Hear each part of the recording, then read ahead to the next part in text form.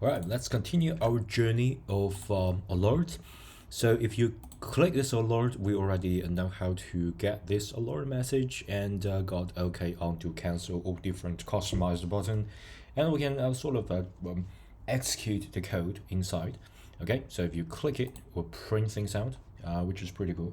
And yeah, in this video, I'm going to show you how to add more things. So this is alert is like a non-descriptive. So what I'm going to do is add more messages. Add here, just a button, right? And outside of here, we can add more things. So we can add message, okay, message, and then you can enter a certain text and say there will be the detail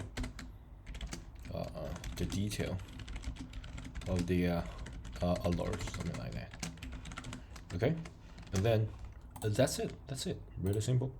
Run that, go back. Yeah, extra trailing past.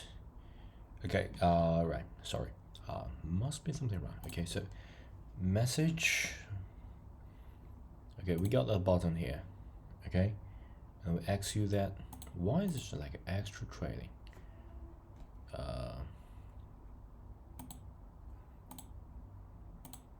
Okay, let me look at it. Alerts. So alert should end here.